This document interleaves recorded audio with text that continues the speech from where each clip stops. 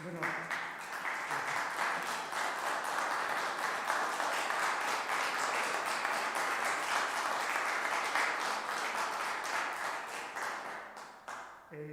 bos días, gracias por estar aquí nestes momentos tan complicados para todos.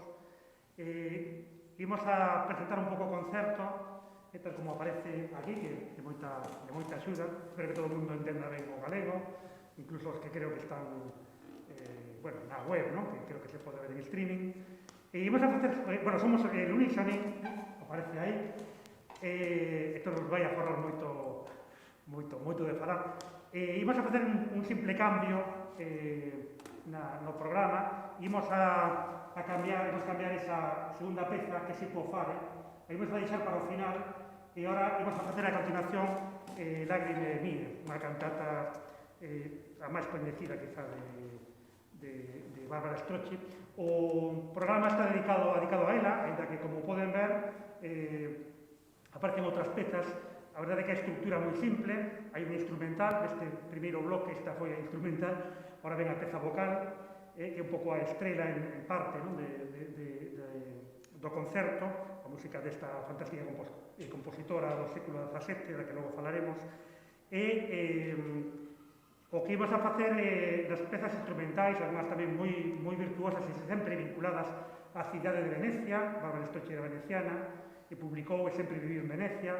Entonces, o que temos é un elenco, unha colección de pezas pois creadas en Venecia ou publicadas en Venecia en algún momento, e todas máis ou menos do mesmo estilo, casi todas da primeira mitad do século, da primeira mitad de mediados do século XVII, do 600, e todas pezas con un forte sabor barroco italiano temperán, tamén parte do medio. Nada, logo seguiremos falando de algo de Bárbara, vamos a tratar así familiarmente, e agora imos a empezar entonces con esta fantástica cantata de Bárbara.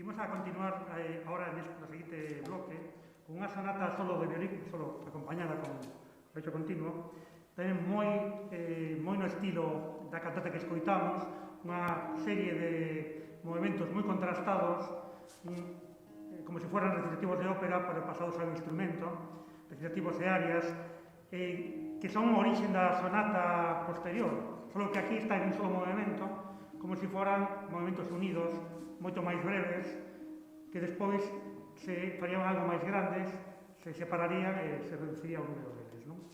Imos a facer neste bloque esta peza de violín e despois unha peza máis corta, a única canzoneta que hai neste programa, de Bárbara Strozzi, que publicou varios libros, moitos con arias, con cantatas, pero tamén con canzonetas máis sencillas, máis do gusto popular. Imos logo con estas dúas pezas.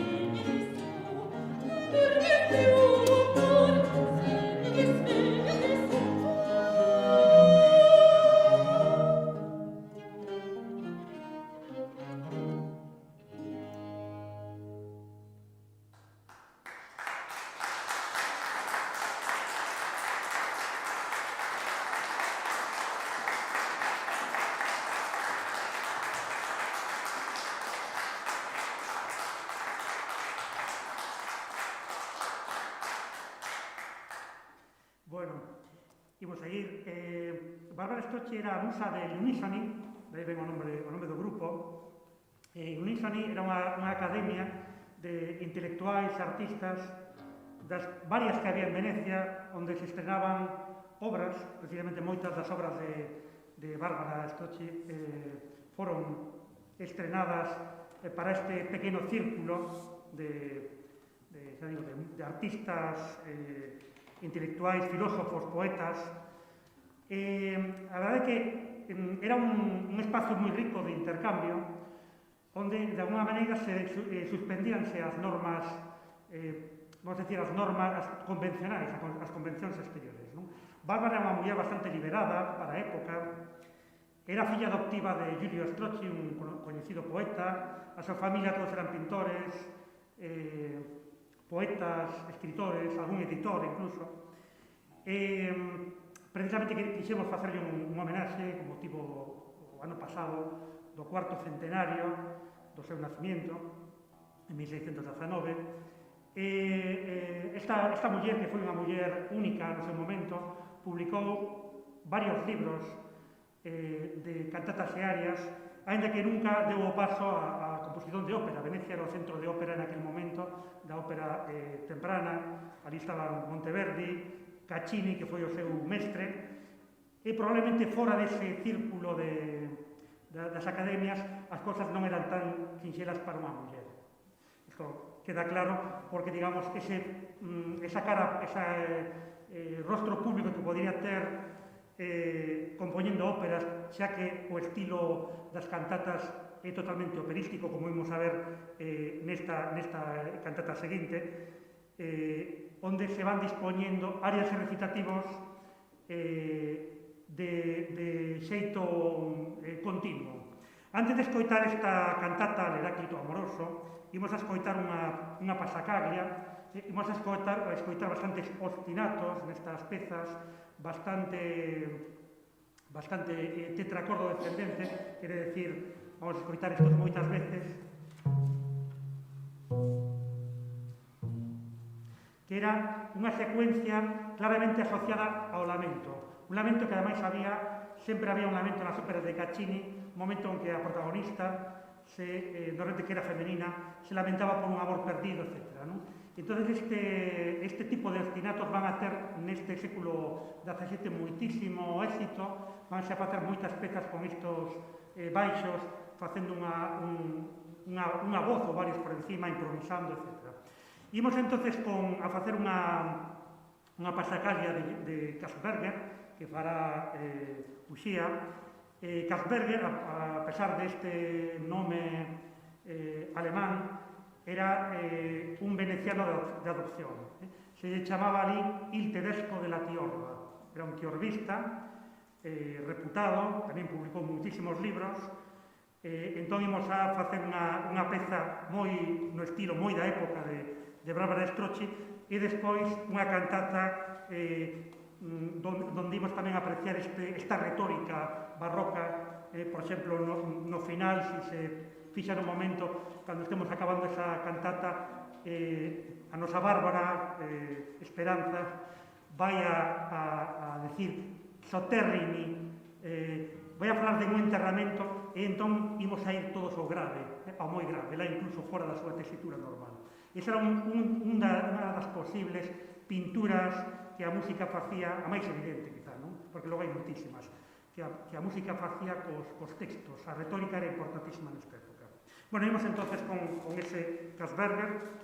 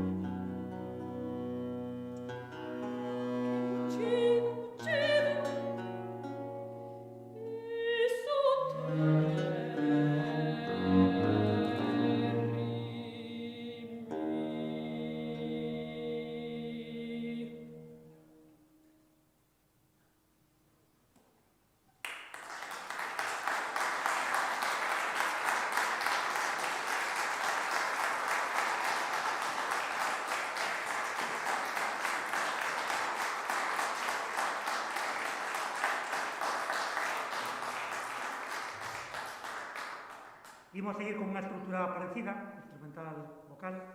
A segunda é unha cantata tamén das máis frecuentadas dentro da música de Bárbara Strozzi, do Amante Segredo. Imos a facer primeiro unha bergamasca supra la vez, que é o nome da posición de do na guitarra. Está escrita para baixo, pero probablemente con acompañamento de guitarra. Neste caso imos a facer outra versión. Entonces, sin máis, vamos aí a multillar.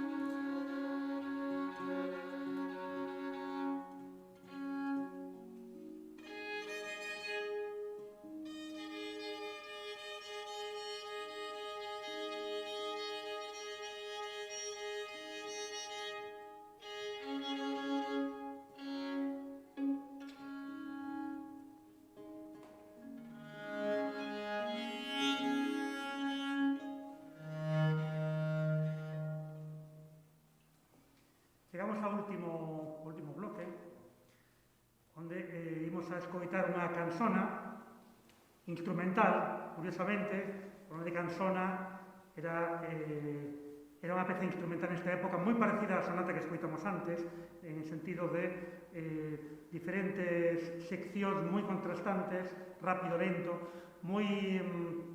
realmente moi apasionadas, non?